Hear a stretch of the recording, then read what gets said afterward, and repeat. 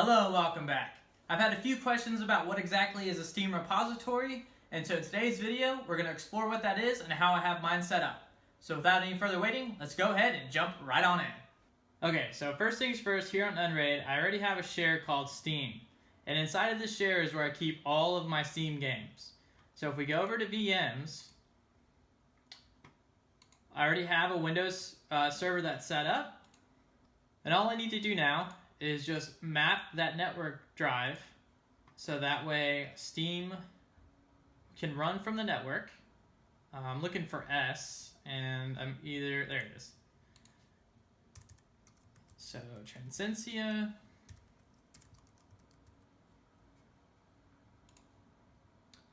All right, now we've added the Steam file share. We've mapped that to our Windows desktop or Windows system. And then all I'm going to do now is simply run Steam. If I can find the exe. Oh, that's right. And what this is going to do after it updates is basically discover all of the games that I have installed. Okay, so it's been quite a while since Steam has run, so I guess I'm going to have to repair it so it can actually work. Not uncommon, but luckily Steam is pretty resilient in this regards.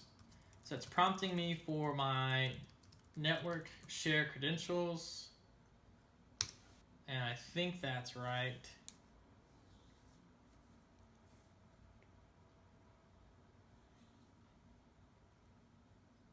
Okay, I am not sure if that's actually doing anything or not.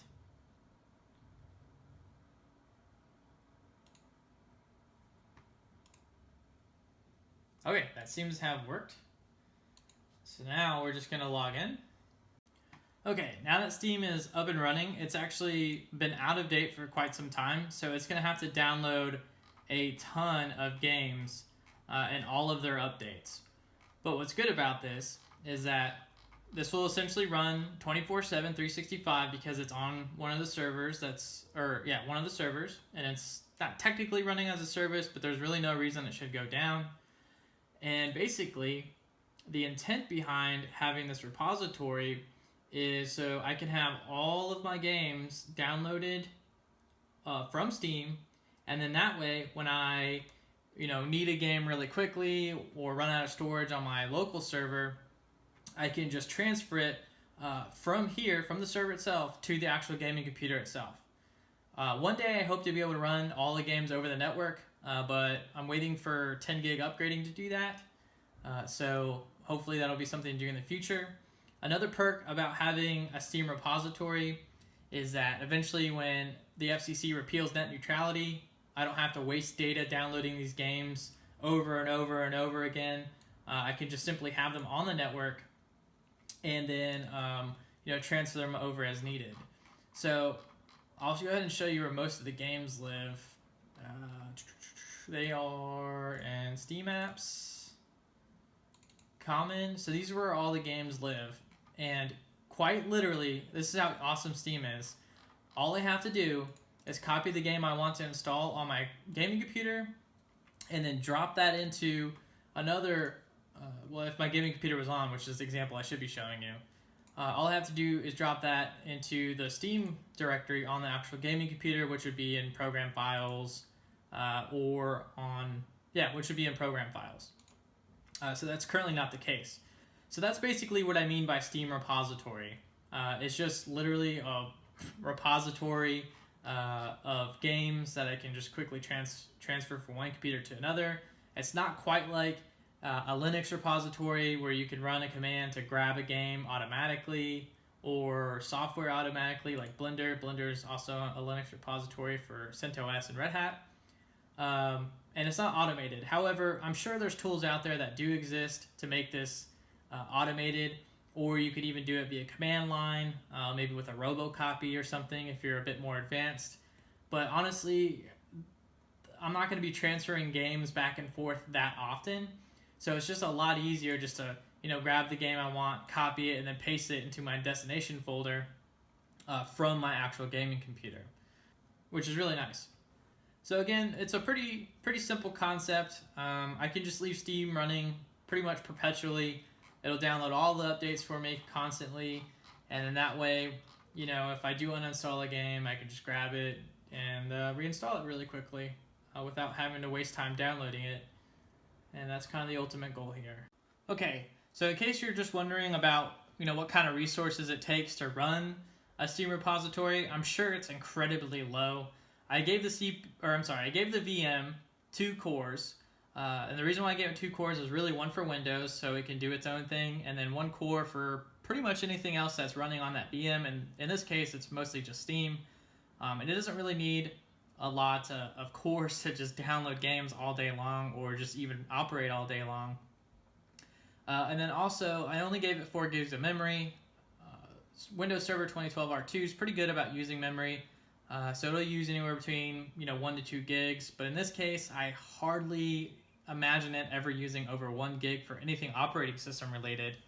But if it does, it's got some room to grow. I don't know how much RAM Steam uses, but I imagine it's also pretty low. And because I never really use this, I figured 4 gigs was about perfect in this case. So hard drive space. So I gave this 32 gigs of hard drive space, really for updates and anything else that happens, but this is probably a little overkill. You could probably get this down to about 25 to 27 gigabytes, probably. I've never tried that. I've always just gone with 32 because that seems about perfect in most scenarios with operating systems that I've ever had experience with. So because, again, this is on a share, the Steam runs off a share drive, I don't need to have more hard drive space. So as you can see here, Steam, the share that I created way long ago, has about 7.14 terabytes of space that it can use in here. But of course, that's across all systems. So this will fill up, but I hardly imagine that my Steam repository is going to take up more than 2 terabytes. I think currently it's like right at 1.8 something terabytes. Let's see if we can find out real quick. Does this give me any information? No. Steam. Let's click on this. So it doesn't look like it shows too much. Steamapps Common. Yeah, it doesn't tell me the total. But I'm pretty sure this is right around 2 terabytes, or 1.8 terabytes or so. And as you may know, on my actual gaming computer, I only have a 512 gigabyte SSD, which is plenty of space for most games that I play pretty regularly. No need to really have, a terabyte SSD, especially at the current cost. But with something like this, eventually, when we get 10 gig networking, every single game can run off of here, and only the operating system and client applications will need it be on the gaming computer, and everything will run from there. But one thing I could also do is I could turn the gaming computer into a streaming computer, and then Steam could be on the gaming computer, and I can use any one of my client laptops and or client systems to stream Steam games from my gaming computer to anywhere in the house. Which I've done before, and it's worked pretty well, but not in the sense of a server that runs 24/7 and is available 24/7 sense. So that's something we can look forward to in the future. So I hope that's answered some of your questions about what a Steam repository is in my use case. And if you can definitely set this up at home. It takes very little resources if you have a lot of Steam games. And with the advent of the FCC potentially repealing net neutrality, something like this could be very handy in the future if you have limited data or if you have limited bandwidth that your ISP is going to restrict you on, so you're not constantly using 50 gigabytes to download Grand Theft Auto 5 every day when you run out of space. But I'm sure most of the home lab guys out there, some of the real pros, probably have infinite space on their gaming computers, or 5-10 terabytes, who knows what it might be in real life. But I'm sure you guys have plenty of space. But for some of the entry-level guys who have 2 terabytes of free space, or even just have 1 terabyte of free space, but you only have 250 gigabyte SSD on your gaming rig, this actually kind of makes a lot of sense. Where you have, if you're already running a server 24/7, you might as well just add Steam on there.